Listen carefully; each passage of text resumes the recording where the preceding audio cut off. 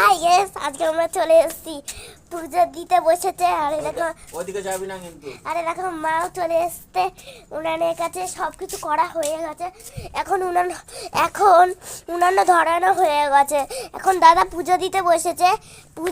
পুজো দেওয়া হয়ে গেলে পিঠে করা শুরু হয়ে যাবে।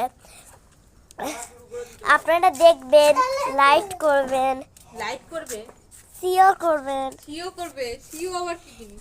এ দেখো পিঠে এ বাবা। এ দেখো ওইটা সিও আর লাইক করবে।